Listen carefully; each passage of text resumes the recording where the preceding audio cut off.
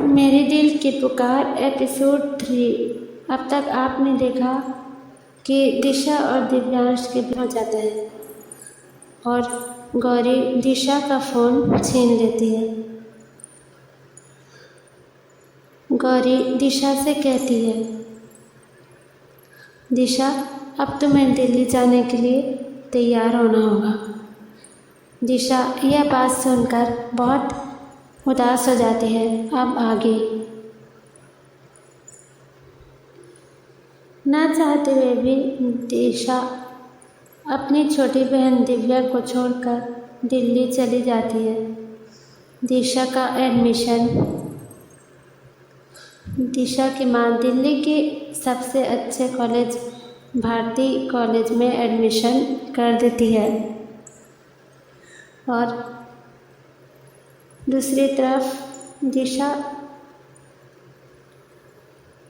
दिल्ली पहुंच जाती है और अपने घर में अकेली ही रहती थी और अपने घर से कॉलेज जाती थी और कॉलेज से अपने घर आ जाती थी।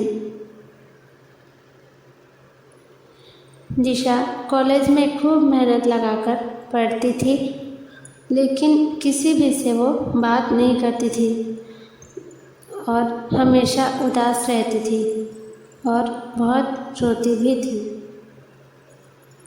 ऐसे ही 1 साल बीत जाते हैं और दिव्यांश अब पूरी तरीके से ठीक हो जाता है और अपनी माँ के साथ खुशी खुशी रहने लगता है। कुछ दिनों के बाद दिव्यांश आगे की पढ़ाई करने के लिए दिल्ली आ जाता है।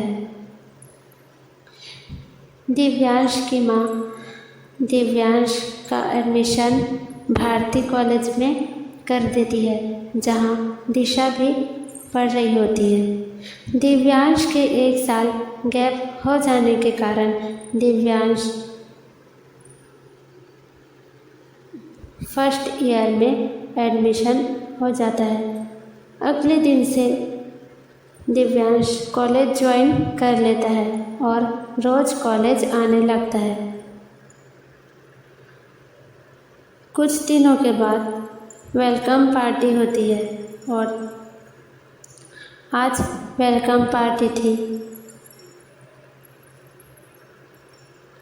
आज दिशा बहुत उदास थी। उसे उदास देखती है एक आरती नाम की लड़की और वो दिशा के पास जाती है और कहती है, दिशा तुम आज भी उदास हो? आज तुम्हारे चेहरे पर इतनी उदासी क्यों है? चलो आओ हम दोनों एंजॉय करते हैं। देखो ना, सब एंजॉय कर रहे हैं पार्टी, हम भी एंजॉय करते हैं ना। और आरती दिशा को अपने साथ ले जाती है। उधर सभी फर्स्ट ईयर वाले अपना अपना इंट्रोडक्शन देते हैं और अब दिव्यांश की बारी होती है। दिव्यांश का नाम सुनकर दिशा के चेहरे पर पहली बार मुस्कान आ जाती है और दिशा बहुत खुश हो जाती है।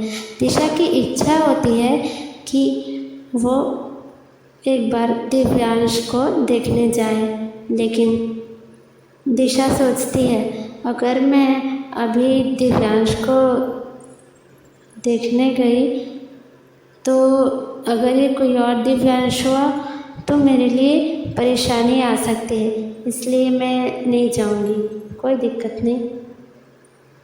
ऐसे कहकर दिशा दिव्यांश को देखने नहीं जाती है। और अब वेलकम पार्टी समाप्त हो जाती है। सभी वेलकम पार्टी में बहुत एंजॉय करते हैं।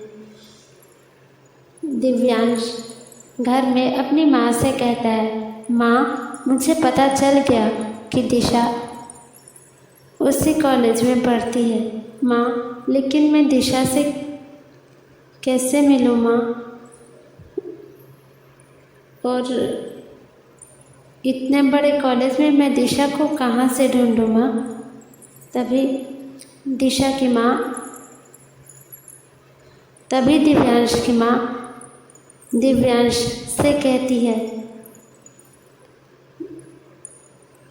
दिव्यांश, मैं जहाँ तक जानती हूँ कि दिशा सेकेंड ईयर में पढ़ती है और तुम सेकेंड ईयर वाले क्लास में चले जाना तो दिशा तुम्हें वहाँ मिल जाएगी।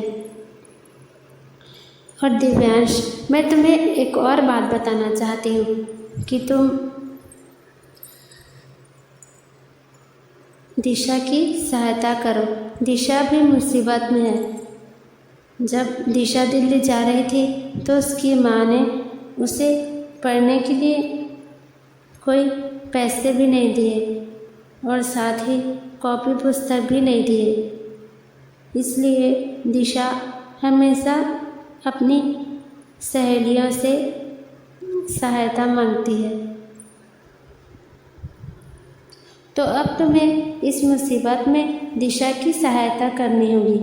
मैंने यह सब दिशा के लिए खरीद लिए हैं। अब तुम जाओ और इसे दिशा को दे देना। अगले दिन दिव्यांश दिशा के कक्षा में जाता है, जहाँ दिव्यांश देखता है कि दिशा ध्यान से पढ़ाई कर रही है। दिव्यांश दिशा के डेस्क के नीचे में कुछ सामान रखता है और दिशा को आवाज़ लगाता है, लेकिन दिशा दिव्यांश की आवाज़ नहीं सुन पाती है क्योंकि वो बहुत ही ध्यान से पढ़ रही थी। अब दिव्यांश अपने क्लास चला जाता है और कुछ समय बाद दिशा की नज़र अपने डेस्क के नीचे जाती है तो दिशा देखती है कि एक लिफाफा पड़ा हुआ है और साथ में कुछ सामान भी है। यह देखकर दिशा सबसे पहले उस लिफाफा को खोलती है और उसमें एक पत्र रहता है जिसे दिशा पढ़ने लगती है और उस पत्र में लिखा होता है, नमस्कार दिशा, तुम कैसी हो? आशा करता हूँ कि तुम स्वस्थ होगी और मुझे पता है कि तुम अभी बहुत बड़ी मुसीबत में हो, इसलिए मैंने तुम्हारे डेस्क के नीचे कुछ तुम्हारे लिए तोहफा रखा है। तुम उसे ले लेना और कॉलेज की तैयारी करना। मैं तुम्हारा दिव्यांश। धन्यवाद। इतना पढ़कर दिशा बहुत खुश हो जाती है और वो खुशी खुशी अपने घर चली जाती है और आज दिशा चैन की नींद सो जाती है। इस कहानी के आगे क्या होने वाला है यह देखने के लिए आप बने रहिए interesting song and beautiful story channel पर। धन्यवाद।